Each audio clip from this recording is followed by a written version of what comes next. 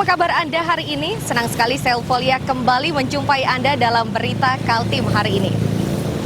Sejumlah berita penting telah kami siapkan untuk Anda dan berikut 3 berita utama Kaltim hari ini.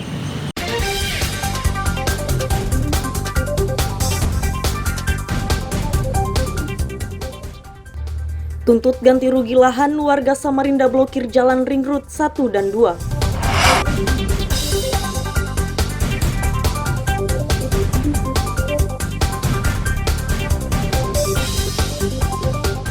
Petak pasar tradisional Rantau Pulung, Kutai Timur sebagian besar tidak difungsikan.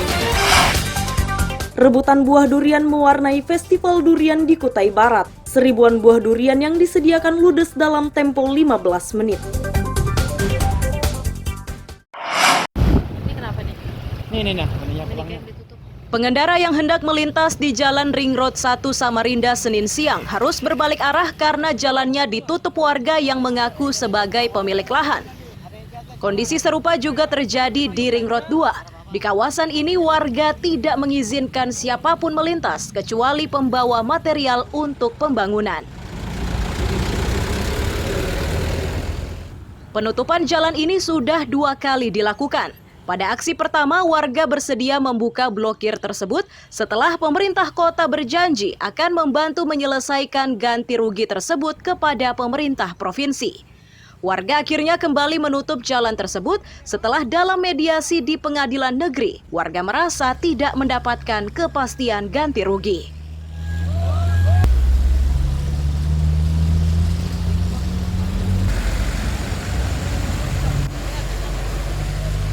Ini aksi penutupan jalan untuk upaya kekecewaan warga masyarakat pemilik tanah yang tanahnya belum dibayarkan oleh pemerintah kota ataupun pemerintah provinsi.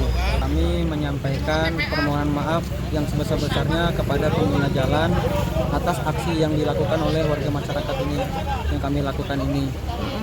Ini kami lakukan semata-mata untuk mendapatkan perhatian dan mendapatkan hak kembali dari hak-hak warga masyarakat yang saat ini lahannya menjadi jalan dibuat jalan oleh pemerintah. Baik Bang, kalau boleh tahu nih sampai kapan ini mau dilakukan penutupan jalan ini? Sampai dengan adanya kepastian pembayaran ganti rugi. Dampak penutupan ini menyebabkan pengemudi truk kesal. Namun begitu mereka tidak menyalahkan warga. Sebaliknya pengemudi meminta pemerintah secepatnya menyelesaikan tanggung jawabnya agar arus lalu lintas kembali berjalan normal dan lancar. Kasih Pak. Dari Mahulu mau ke Bontang. Mau ke Bontang ini kan ada penyetopan untuk penutupan jalan. Gimana Bang tanggapannya Bang? Ya kalau saya sih ini mengganggu lah Mbak. Mengganggu jalannya ya? Rusak sana. Baik Bang, Abang udah tahu nggak kenapa jalan ini ditutup Bang? Belum. Belum tahu ya? Ya. Oke Bang, bawa apa aja Bang? Ini bawa plat ini.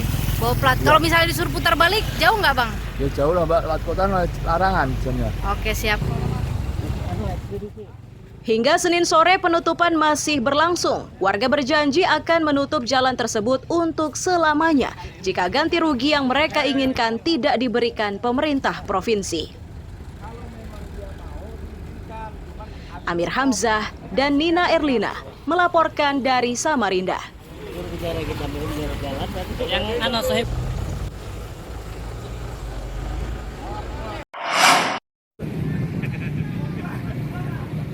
Pelajar SMK di Balikpapan yang mengendarai sepeda motor di Jalan Jenderal Sudirman Balikpapan kota ini dihentikan oleh anggota Satlantas Polresta Balikpapan yang mengatur arus lalu lintas di kawasan tersebut Senin siang. Pelajar tersebut dihentikan karena aksi freestyle di jalan umum dianggap membahayakan keselamatan pengendara lain. Petugas Satlantas Polresta Balikpapan Bribtu Tri Haryanto mengatakan aksi membahayakan tersebut dilakukan pelajar ini saat berlangsung demonstrasi dan polisi tengah mengatur arus lalu lintas. Polisi terpaksa menghentikan laju sepeda motor pelajar tersebut karena dianggap membahayakan keselamatan pengendara lain. Jadi kebetulan pas kami pengamanan demo menemukan pelajar ini standing dari putaran balik. Karena kita melaksanakan kegiatan operasi keselamatan juga. Dan saat kita periksa juga surat-suratnya juga tidak ada, negatif, masih pelajar, masih di bawah umur juga. Untuk proses lebih lanjut kendaraan akan kami bawa ke Polresta Balikpapan, yaitu di Satlantas Balikpapan di bagian unit tilang. Ini akan ditilang elektronik dalam arti seperti Siap. Nanti kita panggil orang tuanya dulu, baru kalau surat-surat lengkap nanti kita tilang elektronik.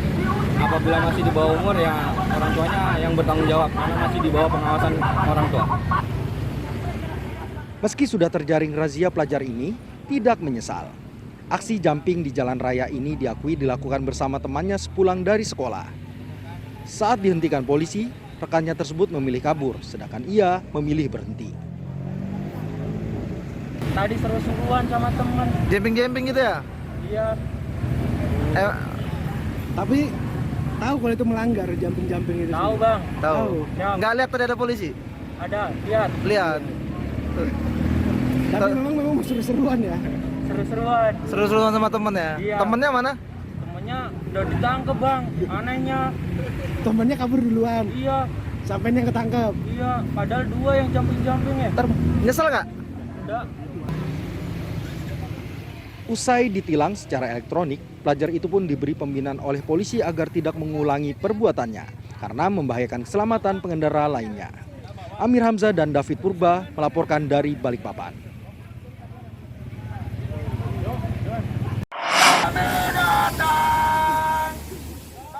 Puluhan mahasiswa dari Aliansi Mahasiswa Kota Beriman Senin sore mendatangi kantor wali kota di Jalan Jenderal Sudirman, Balikpapan.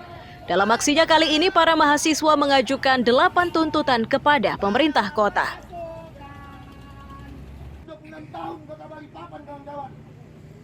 Di antara tuntutan mahasiswa adalah mendesak Pemkot segera membentuk tim audit guna mengusut perkara proyek Das Ampal, meminta Pemkot mengusut angkutan laut yang mencemari lingkungan. Selain itu, persoalan pendidikan, banjir, ketersediaan air bersih, hingga peningkatan kualitas sumber daya manusia. Perjuangan dan kebenaran. Kita kembali mengingatkan lagi bahwasanya pemerintah Kota Balikpapan hari ini teman-teman dari Aliansi Kota Beriman itu turun kembali ke jalan untuk mendesak pemerintah menyampaikan tuntutan bagaimana permasalahan-permasalahan yang terjadi di Kota Balikpapan. Tentunya yang pertama kita sikapi itu mendesak pemerintah Kota Balikpapan untuk segera membentuk tim pansus guna melakukan audit terhadap proses proyek Das Ampal secara transparan. Yang kedua, mendesak pemerintah Kota Balikpapan untuk melakukan pengawasan dan penegakan hukum terhadap angkutan laut yang mencemari lingkungan. Yang ketiga, mendesak pemerintah untuk meningkatkan infrastruktur pendidikan yang inklusif dan tepat sasaran. Mendesak Pemkot Balikpapan untuk menyelesaikan krisis air bersih dan serta pemerataan distribusi air bersih. 3 jam melakukan aksi namun pedemo gagal bertemu wali kota. Mereka akhirnya membubarkan diri dengan tertib namun mengancam akan kembali turun ke jalan untuk melanjutkan tuntutannya. Amir Hamzah dan David Purba melaporkan dari Balikpapan.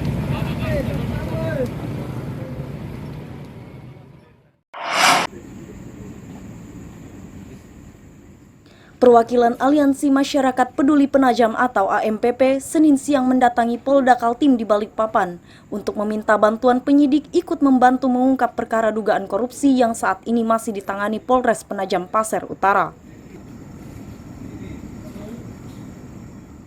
Proyek yang disorot AMPP adalah proyek Bronjong karena berdasarkan hasil audit BPKP terdapat selisih anggaran hingga 2,8 miliar rupiah.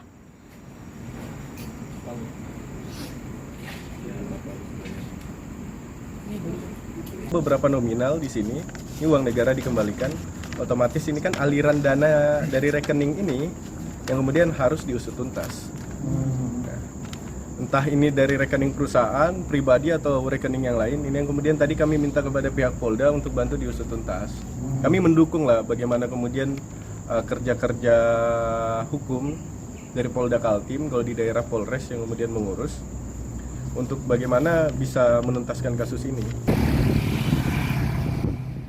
Mendapat aduan AMPP, Subdit Tipit Kordit Reskrimsus Polda Kaltim, Kompol Ridho Doli, menyatakan akan segera berkoordinasi dengan Polres PPU guna memastikan hasil penyelidikan perkara tersebut.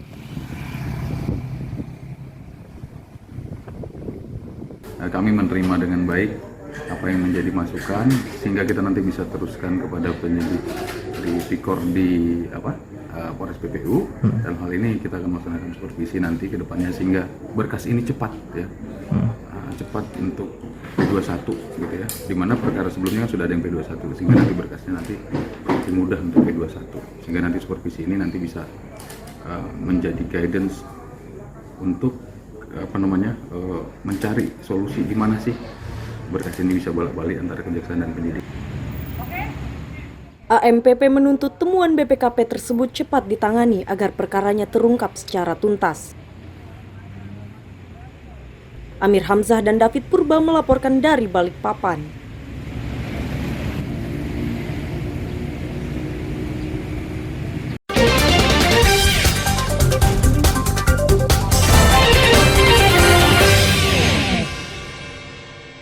Kembali masih bersama saya Ulfolia, pemirsa, kembali kami sampaikan 3 berita utama Kaltim hari ini.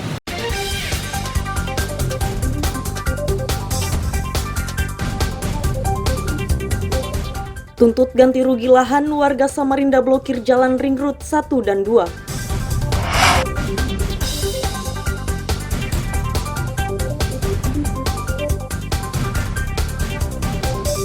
Petak pasar tradisional Rantau Pulung, Kutai Timur sebagian besar tidak difungsikan. Rebutan buah durian mewarnai festival durian di Kutai Barat. Seribuan buah durian yang disediakan ludes dalam tempo 15 menit. A'udzu billahi minasyaitonir rajim. Bismillahirrahmanirrahim. Inilah puncak dari semua tahapan kompetisi membaca Al-Quran. Babak Grand Final Qorik Cilik Indonesia. Assalamualaikum warahmatullahi wabarakatuh. Qorik Cilik Indonesia hadir lagi nih di Ajwa TV. Ya betul. Yuk teman-teman yang usianya 14 tahun ikut lomba membaca Al-Quran Qorik Cilik Indonesia. Kirimkan video mengaji teman-teman ya ke email qorikcilik-indonesia2023@gmail.com. Kita tunggu video mengaji teman-teman sampai tanggal 28 Februari 2023 ya. Wassalamualaikum warahmatullahi wabarakatuh.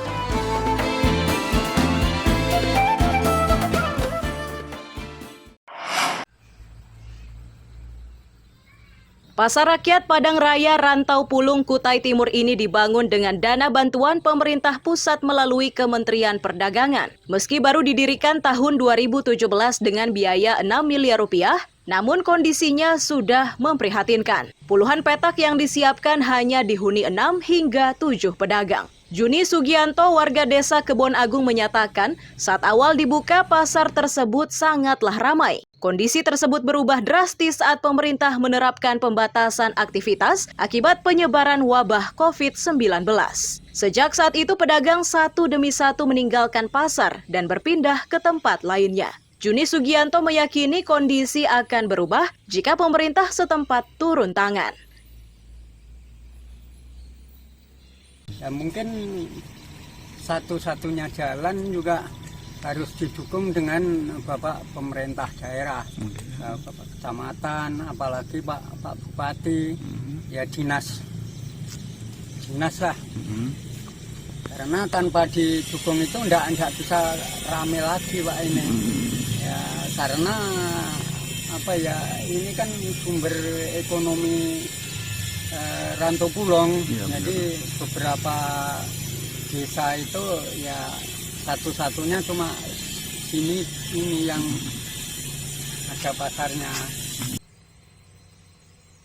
Pasar Rantau Pulung ini dilengkapi ratusan lapak dan puluhan kios dengan dilengkapi fasilitas air bersih, listrik, dan area parkir yang luas.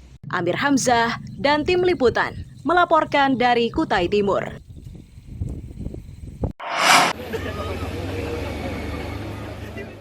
Pembangunan hunian pekerja ibu kota negara ini merupakan rangkaian dari pembangunan ibu kota negara di Sepaku Penajam Pasir Utara. Nantinya, rumah susun itu akan dihuni lebih 100.000 pekerja konstruksi. Kepala Satgas Pembangunan IKN, Dani Sumadilaga, menyatakan pembangunan IKN sudah mencapai 15%. Angka tersebut meliputi 30 proyek fisik, mulai pembangunan Bendungan Semoy, Intek Sepaku, Istana Presiden, kantor kementerian dan puluhan proyek lain. Proyek lanjutan yang akan segera dikerjakan adalah pembangunan 47 menara untuk hunian aparatur sipil negara, TNI, dan Polri.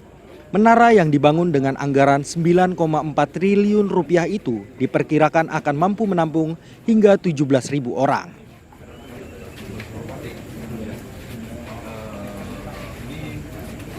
Kalau kita berbicara progres itu progres rata-rata ya.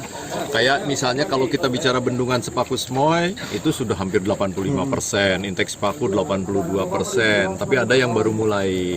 Kawasan Istana baru sekitar 4-5%. Jadi kalau saya berusaha merata-rata ya, karena masih ada yang 0, ada yang 20 gitu. Itu rata-rata aja sekitar 15%. Ya. Ada berapa pembangunan sih, Pak? Ada hampir 30. Yang saya hitung ya, 30 pembangunan udah mulai. Ya, ada yang udah kelihatan ya, seperti istana, kantor Kemenko, bendungan, jalan, ada yang kelihatan. Kemudian kita sedang menyiapkan pembangunan pipa air dari Sepaku ke sini. Nah, itu yang nggak kelihatan. Kemudian mungkin insya Allah kita sedang juga yang dalam proses lelang, persiapan lelang, itu pembangunan 47 tower untuk ASN, TNI Polri. Diperkirakan tahun 2024 belasan ribu ASN TNI Polri sudah mulai bekerja di IKN termasuk Presiden dan Wakil Presiden hingga para menteri. Amir Hamzah dan tim liputan melaporkan dari Penajam, Pasir Utara.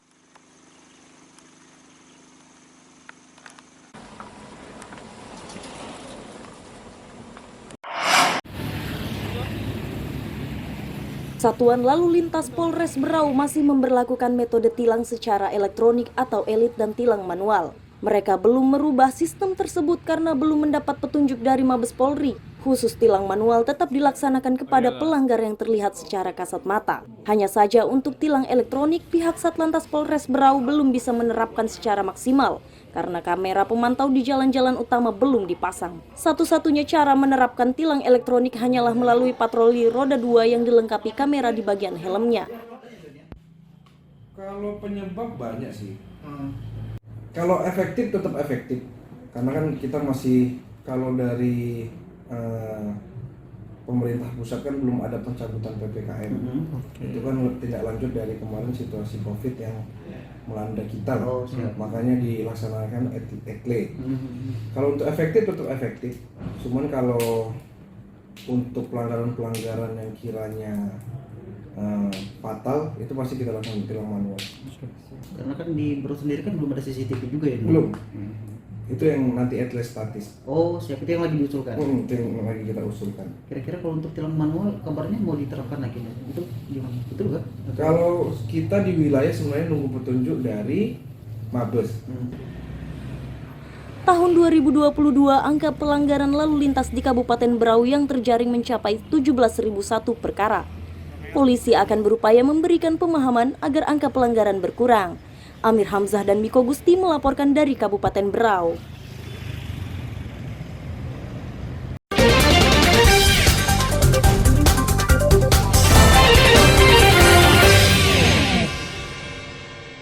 Kembali masih bersama saya Ulfolia, pemirsa, kembali kami sampaikan 3 berita utama Kaltim hari ini.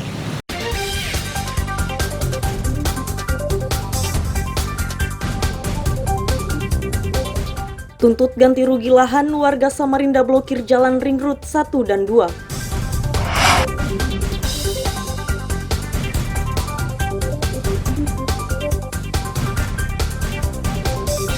Petak pasar tradisional Rantau Pulung, Kutai Timur sebagian besar tidak difungsikan. Rebutan buah durian mewarnai festival durian di Kutai Barat. Seribuan buah durian yang disediakan ludes dalam tempo 15 menit. Assalamualaikum warahmatullahi wabarakatuh. Korek Cilik Indonesia hadir lagi nih di Ajwa TV. Ya betul. Yuk teman-teman yang usianya 14 tahun ikut lomba membaca Al-Quran Korek Cilik Indonesia. Kirimkan video mengaji teman-teman ya ke email korekcilik2023@gmail.com. Kita tunggu video mengaji teman-teman sampai tanggal 28 Februari 2023 ya. Wassalamualaikum warahmatullahi wabarakatuh.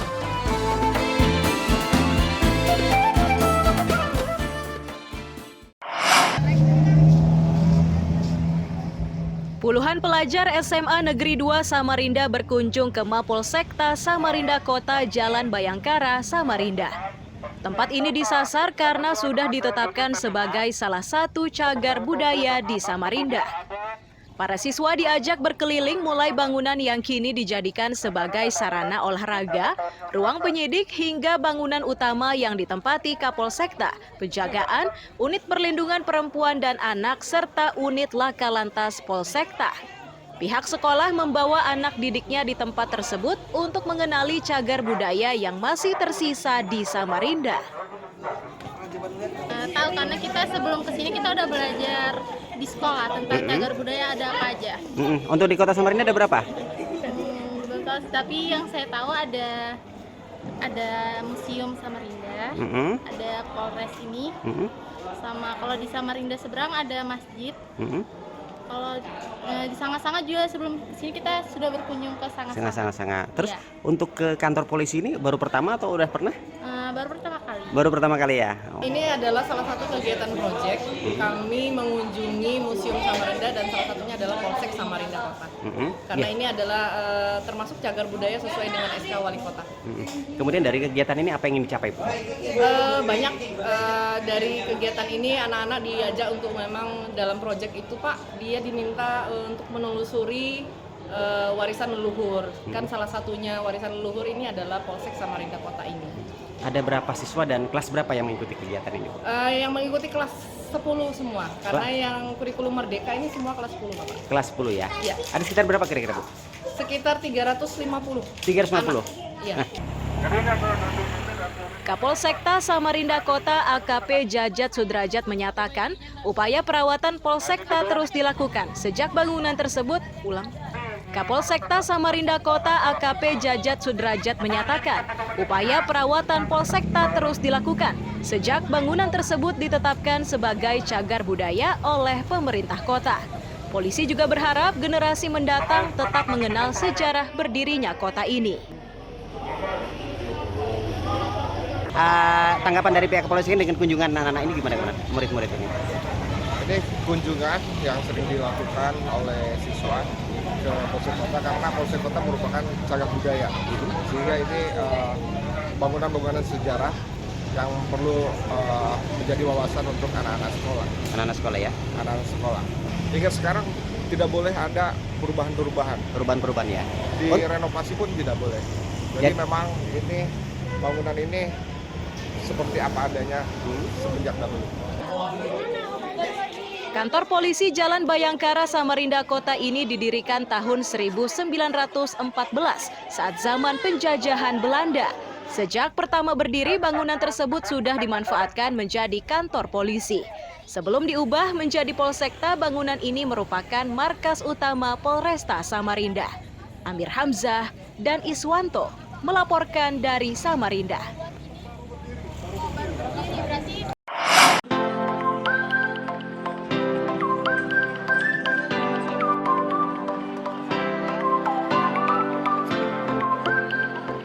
Ribuan warga Kutai Barat memenuhi alun-alun Ito Sendawar, tempat diselenggarakannya Festival Durian.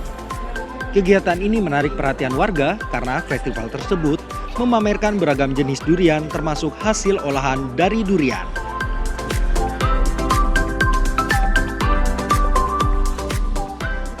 Banyaknya jenis durian yang dihasilkan menyebabkan buah durian asal daerah ini terkenal di berbagai daerah. Hanya saja, sebutannya bukan durian Kutai Barat, namun berubah menjadi durian Melak.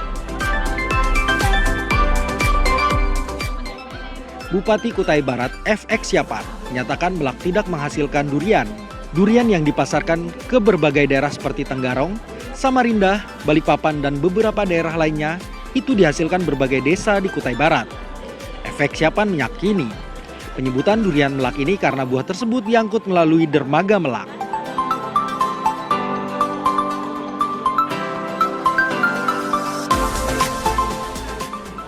Ini adalah durian Kutai Barat.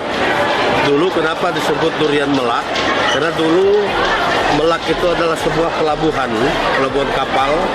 Jadi durian dari mana-mana turun ngumpul di Melak. lalu itu dibawa kapal milir ke Samarinda, itulah disebut durian melak. Padahal sesungguhnya di Melak tidak ada pohon durian. Nah, itu hanya suatu pelabuhan untuk penumpukan durian untuk dibawa milir. Jadi kita ingin mensosialisasikan ke depan bahwa durian ini adalah durian Kutai Barat. Karena ada beberapa tempat sentra durian kita seperti Lingau, Longiram, Lingau, terus Kecamatan Yuatan, Kecamatan Damai juga ada sebagian. Warga yang mencicipi durian ini menyatakan sangat menikmatinya karena sangat enak dan jauh lebih enak dibanding buah durian dari daerah lainnya.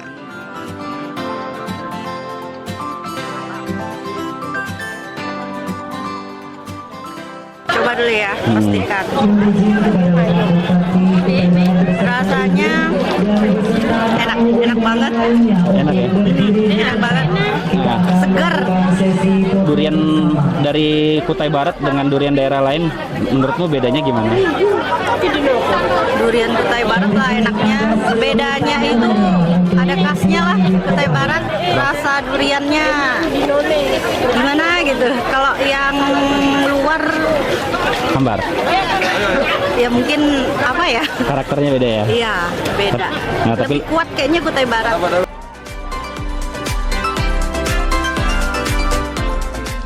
Festival buah durian di alun-alun Ito Sendawar ini makin meriah oleh peraga busana yang menampilkan motif berbagai jenis durian pada kostum yang dikenakan. Acara digelar untuk menarik minat wisatawan berkunjung, sekaligus mencicipi cita rasa durian Kutai Barat yang sangat khas. Amir Hamzah dan tim liputan melaporkan dari Kutai Barat.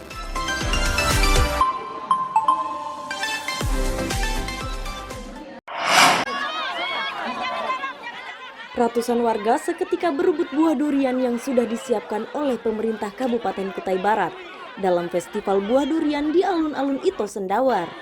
Warga tidak khawatir tertusuk duri buah durian demi bisa mendapatkan buah tersebut untuk dibawa pulang dan dimakan bersama keluarga. Warga menyatakan berebut durian karena buah tersebut rasanya sangat enak dan hanya bisa dijumpai saat musim buah. Semangat mereka makin bertambah karena ribuan buah ini diberikan secara gratis. gimana Bu tanggapannya Bu festival durian Bu? Seru banget nih, tangan nih sampai luka-luka. Mantap, Tadi ikut rebutan durian ya? Habis ini ke lomba makan durian. Oh iya, Bu durian lovers. Menurut Ibu rasa durian di Kutai Barat gimana? Enak banget, sumpah, enak banget. Dinas Pariwisata Kaltim yang turut hadir di acara tersebut menyatakan, festival durian ini berbeda dengan festival lainnya. Diyakini festival ini akan mampu mendongkrak pariwisata. Potensi ini akan makin terbuka saat ibu kota negara sudah berpindah ke Kaltim. Festival durian ini merupakan event yang digagas diinisiasi oleh Dekernasda dan Dinas Pariwisata. Ini merupakan semacam strategi untuk mengangkat hasil lokal, buah terutama yang durian ini kan lokal khasnya di Kutai Barat. Ini sebagai ikon untuk menarik wisatawan yang datang ke Kutai Barat. Nanti kan dampaknya ke Kalimantan Timur. Karena Kutai Barat ini salah satu daerah penyangga IKN. Jadi perlu strategi-strategi yang bisa menarik wisatawan nantinya selain mereka di IKN, mereka juga bisa ke Kutai Barat. Usai rebutan, sebagian warga menikmati durian yang mereka rebut. Sepanjang festival warga bergembira menikmati rasa durian yang khas tersebut. Amir Hamzah dan tim liputan melaporkan dari Kutai Barat.